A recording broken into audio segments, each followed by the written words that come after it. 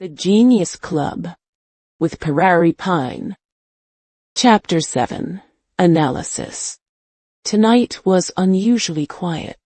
Perhaps it was the chill in the air that had hush-hushed the night market stalls downstairs early, leaving no trace of their usual commotion. Alex opened his eyes, staring blankly at the ceiling. He lay motionless for a long while, an uncomfortable weight settling over his body, a strange, inexplicable sense of shame. At his age, yelling out the embarrassing secrets of his adolescence like that. He rubbed his feet, wriggling under the covers to wrap himself tighter, as if hiding from the memory. Luckily, it was just a dream. Tomorrow would reset anyway. No one would remember his moment of vulnerability. But what stung most was that even after baring his soul, the safe's code had still been wrong. It made him doubt whether that safe had ever belonged to him at all. Forget it, Alex muttered, scratching his head. He threw off the covers, sat up, and told himself, time to get down to business. Dreams were just fantasy.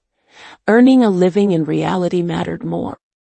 After slipping on his pajamas, he turned on the desk lamp and settled at his desk, ready to sketch Cakey Cat from his dream. The design itself was simple and elegant, with few intricate details, so bringing it to life was surprisingly easy. In less than 20 minutes, Alex had finished the front, side, and back views of Cakey Cat on the draft paper. Every detail, limbs, clothing, tail, shoes, was recreated one, exactly as he'd memorized it from the dream. Perfect, he said, wiping his hands and brushing eraser shavings off the desk. With this level of finish, I can wrap this up easily tomorrow. Staring at the sketches, Alex's thoughts drifted back to Big Face Cat.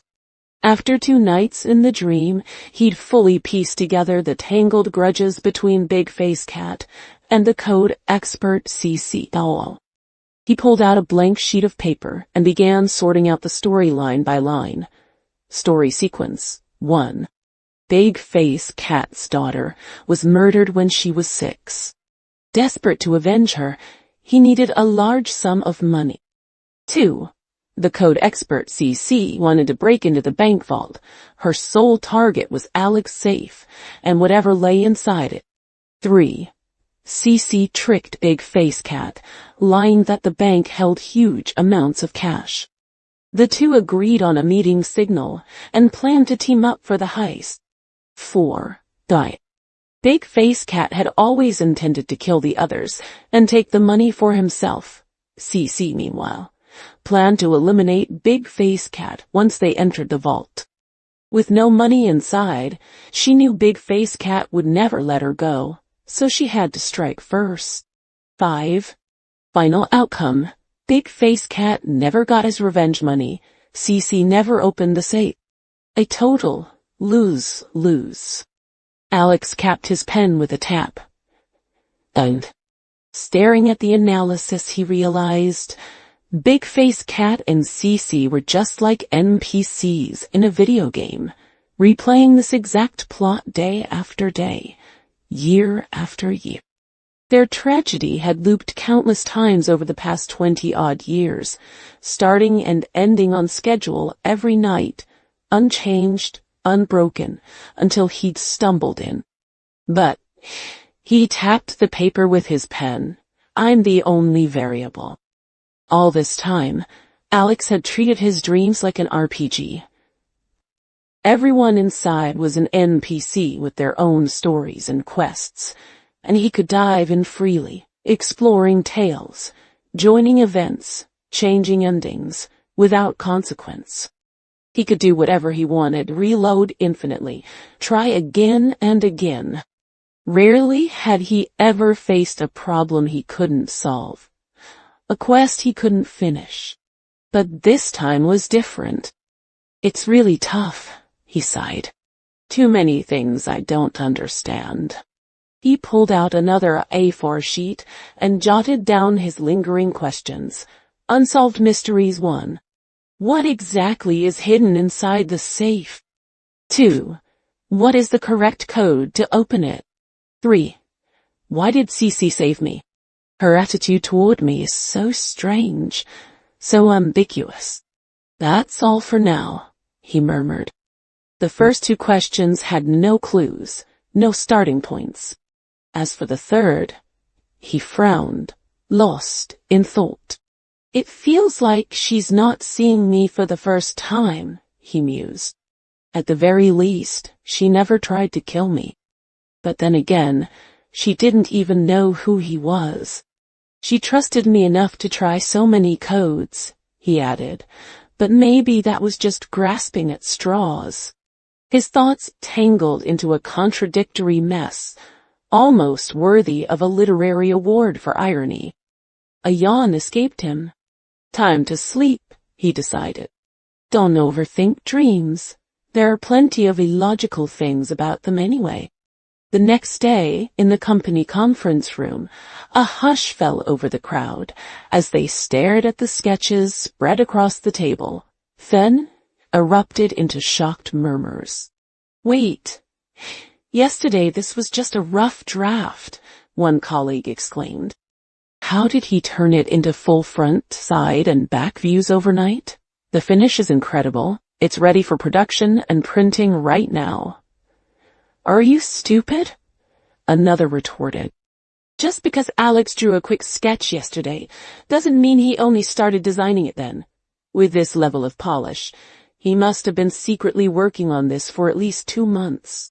It's so cute. I've never seen such an adorable cat. Someone gushed. I said it yesterday. This cat has huge potential. Once we refine the details and add colors, it'll be just as good as Hello Kitty.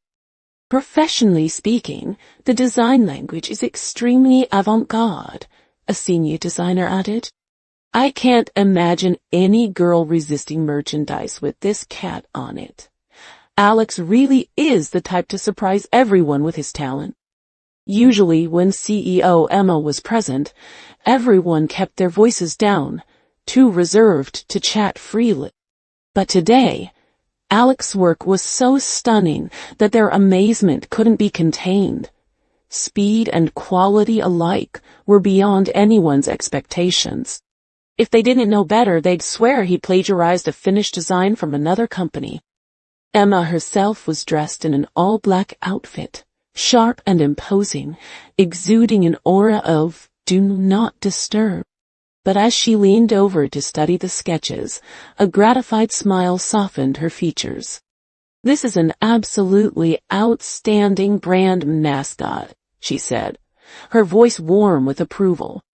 It far surpasses anything I imagined, anything I hoped for, by leaps and bounds. She looked up at Alex. It's clear how much effort you put into this. Frankly, I think it would be a waste to only use it as a printed mascot. I have a new idea. But first, we need to give this adorable cat a name. Her gaze locked onto Alex, brimming with praise. Since you designed her, Alex, it's only fitting that you name her. All eyes turned to him. Colleagues from the design department secretly gave him thumbs up, their admiration plain to see. The name. Alex rested his chin in his hand, glancing at the meeting logo on the large screen. Rhine brand mascot design, 7th discussion session. Since the new brand is called Rhine, he said, then this cat's name will be Rhine Cat.